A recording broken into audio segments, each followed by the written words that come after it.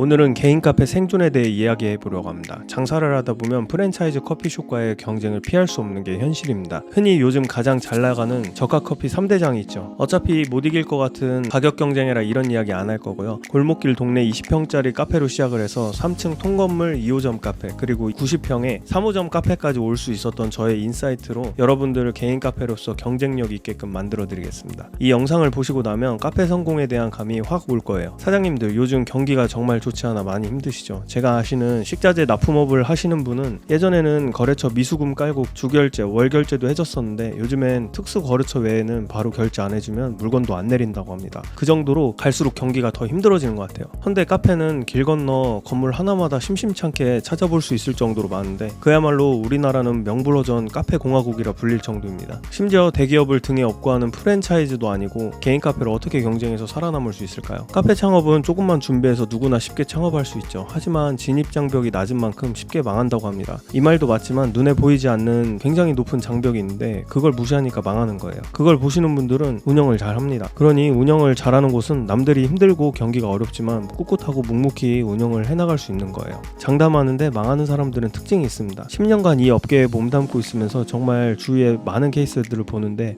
이 사람은 왜 잘 안 되지? 라는 경우는 단 한 건도 없었습니다. 안 되는 사람은 이유가 있고 잘 되는 사람도 이유가 있어요. 소비자 입장에서 수많은 개인 카페도 가봤지만 올해는 못 가겠네 싶은 가게는 한눈에 딱 보입니다. 반면에 손님 응대도 친절히 잘하고 커피도 맛있고 영업 방식도 센스가 있으면 충분히 잘 됩니다. 그냥 돈만 가지고 차려놓고 손님 니즈 충족시킬 생각은 안 하니까 경기 불황 탓하면서 문 닫는 거죠. 시대가 어떤 시대인데 열자마자 대박 칠 생각을 하나요? 맛집도 초반엔 쪽박 차다가 소문 타면서 잘 되기 시작한 경우가 대부분입니다. 오늘이 25년 9월 2일인데 저희 2호점 지난달 8월을 최근 4년의 홀 매출만 보여드릴게요. 22년도에는 3,800만원, 23년에는 6,100만원, 24년에는 7,400만원, 25년에는 8,500만원입니다. 한 매장의 홀 매출만요. 이렇게 처음부터 어떤 장사든 대박이란 없습니다. 차리자마자 다 터지면 다 성공하지, 개인 매장은 최소 1년은 수익 적어도 괜찮다는 마인드가 필요합니다. 갈수록 상향 평준화가 돼서 고수가 많기 때문에 어설프게 커피 학원이나 제빵 학원만 다니시고 창업하셨다가는 무조건 망합니다. 자영업은 성공 패턴이나 성공하는 루틴이 있단 거 없습니다. 이뤄낸 사람들의 결과가 성공인 거예요. 성공 패턴이 있었으면 그대로만 하면 다 성공할 텐데 그러면 대다수가 돈을 벌었겠죠. 서울대 나온 사람도 망하는 게 사업이고 분석을 암만 잘해도 망하는 게 사업입니다. 그러니 매출 저보다 높으신 분들이 아니라면 반박하실 때 타당한 근거를 말씀하시길 바랍니다. 저는 개인 카페가 저가 커피 브랜드나 대형 프랜차이즈와 경쟁해서 살아남기 위해 가장 중요한 3가지를 말씀드릴게요. 개인 카페는 딱 본질 3가지만 챙기셔도 충분히 경쟁력이 생깁니다. 첫째로, 절대로 저가 경쟁하지 마십시오. 저가로 경쟁하신다고 안 좋은 재료를 쓰실 것도 아닌데 좋은 재료, 적은 마진은 곧 본인 건강 나빠지는 속도가 더 빠릅니다. 저가 커피는 주변에 같은 저가 매장이 생기면 바로 매출이 반토막 납니다. 만약에 내가 차린 카페가 생각보다 잘 된다? 그러면 그 길 양옆, 건물 위아래로 카페가 생긴다고 보셔야 돼요. 직접 경험을 해봐서 말씀드리는 거예요. 그러면 도대체 어떻게 라고 생각하실 텐데요. 영상 마지막까지 보신다면 이 피 터지는 카페 전쟁 속에서 살아남는 방법을 알게 되실 거예요. 두 번째로는 매장의 분위기입니다. 정말 많은 분들이 카페는 공간을 팔면서 커피를 같이 주는 거라고 말씀을 하시더라고요. 흔히 커피를 파는 게 아니라 공간 임대업이라고까지 말합니다. 틀린 말은 아니에요. 우리는 소비자 입장에서 어떤 공간이어야 재방문을 이끌어낼 수 있을지 생각해봐야 되는데요. 저는 카페가 당연히 편안한 분위기가 중요하다고 생각을 합니다.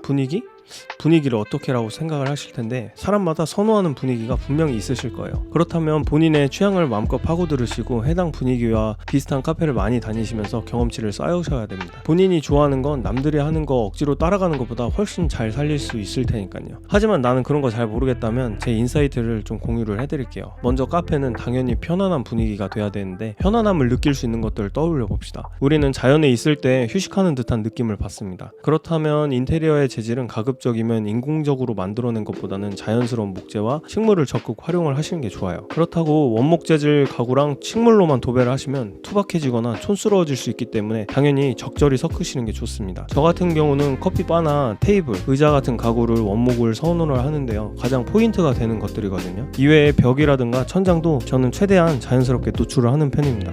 조명도 굉장히 중요한데요. 예를 들어 드릴게요. 흡사 사무실처럼 흰색 공간에 쨍한 공간에서 형광등 불이 밝은 곳과 분위기가 좋은 바에 온 것처럼 적절히 다운톤 되어 있는 공간에서 너무 밝지 않게 절제된 간접등인 두 공간, 어디가 심리적으로 안정감을 느끼시나요? 맞습니다. 우리는 너무 밝은 곳이나 쨍한 색온도에 있으면 뭔가 좀 불편함을 느낍니다. 좀 부담스럽고 주목받는 것 같죠. 특히나 얼굴에 조그마한 트러블이랑 모공까지도 잘 보일 테고요. 특히 연인끼리는 데이트를 하러 오는 곳이 카페인데 상대를 바라보면서 계속 대화를 하거나 혼자 휴식을 하러 온 카페에서는 더욱더 불편함을 느낄 수가 있어요. 그렇기 때문에 공간이 너무 휑하지 않고 절제된 조도와 색온도가 부담스럽지 않고 편안한 분위기, 좋은 분위기를 만들어줄 수 있습니다. 그리고 세 번째, 이번이 말씀드릴 본질이 가장 사실 중요한 내용이라고 생각을 합니다. 카페에서 커피가 중요하지 않다고 많이들 하더라고요. 하지만 제 생각은 카페에 커피만큼 중요한 게 없어요. 식사는 필수지만 디저트는 선택입니다. 중식이나 한식이 잘 팔리는 이유는 가격이 싸고 빨리 나오고 든든하고 가성비까지 좋기 때문입니다. 대학생이나 직장인들이 점심시간에 밥만 먹기에도 시간이 빠듯합니다. 그래서 점심시간이나 아침 출근길을 보면 다들 시간에 쫓겨 커피만 사가지 디저트까지 드시는 여유를 찾아보기는 힘듭니다. 그렇기에 식당에는 사람이 많지만 카페는 커피 먹는 몇 사람 빼고는 아무도 없는 거예요. 그리고 우리나라는 부자 나라도 아니고 상위계층 인구도 적기 때문에 사실상 사치일 수 있는 디저트가 주력인 가게로 성공을 하겠다는 건 미친 짓인 거죠. 반면에 커피가 맛있으면 적어도 테이크아웃 할 의향 정도는 있을 겁니다. 저는 개인 카페들은 저가 프랜차이즈를 절대 가격으로 이길 수 없다고 생각을 해요.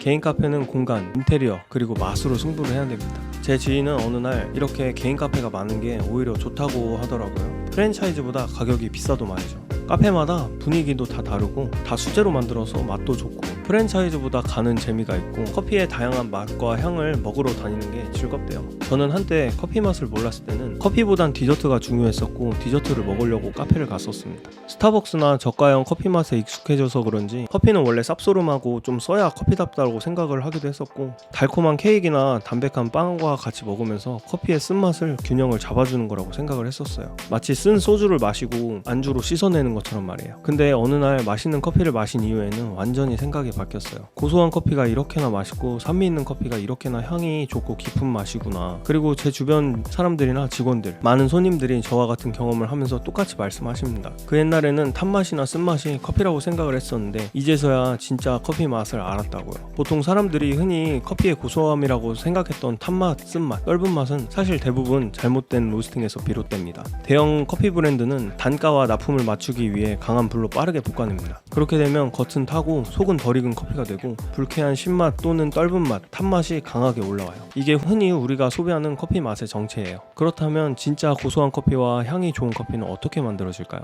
첫째는 강한 불로 빠르게 로스팅하는 게 아니라 슬로우 로스팅입니다. 원두의 표면을 태우지 않고 속까지 천천히 익히는 방식으로 부정적인 탄맛과 덜 익은 신맛을 없애고 원두 본연의 고소함과 좋은 향미를 살릴 수가 있어요. 두 번째는 품종과 품질입니다. 단가를 맞추기 위한 싸고 거친 품종인 로부스타나 저가 커머셜이 아니고 프리미엄 등급 이상의 100% 아라비카 커피여야 돼요. 세 번째는 블렌딩의 조화와 설계, 그리고 좋은 재료의 선택이에요. 로스팅 자체도 굉장히 중요하지만 좋은 커피의 선택이 사실 맛의 가장 큰 비중을 차지해요. 좋은 요리는 좋은 재료의 선택이 뒷받침되어 줘야 되는 것처럼요. 그 다음 최고의 밸런스의 깊이를 더할 수 있는 블렌딩의 설계와 조합이 되겠어요. 이런 기준은 모두 만족하는 원두를 찾기는 쉽지 않죠. 더군다나 우리는 좋은 커피의 선택보다 사실은 좋은 커피를 선택함으로써 매출 향상을 기대를 하고 있으니까요. 저희 매장 바로 근처에 스타벅스, 파스쿠치, 저가 프랜차이즈들이 있지만 이 정도 매출을 내고 있습니다. 이쯤 되면 인테리어가 이뻐서 매출이 잘 나오나 보네, 상권이 좋으니까 장사 잘 되는 거 아니냐라고 하실 텐데 보시는 것처럼 그냥 나무 바닥에 심지어 벽은 노출 콘크리트, 가구도 비싸고 좋은 것도 아니에요. 여러 브랜드를 조합하지도 않았고 한 곳에서 그냥 대량 주문해서 장사하고 있는 매장이에요. 여러분들이 보시기에 이게 대단한 인테리어 같아 보이나요? 혹시 인테리어가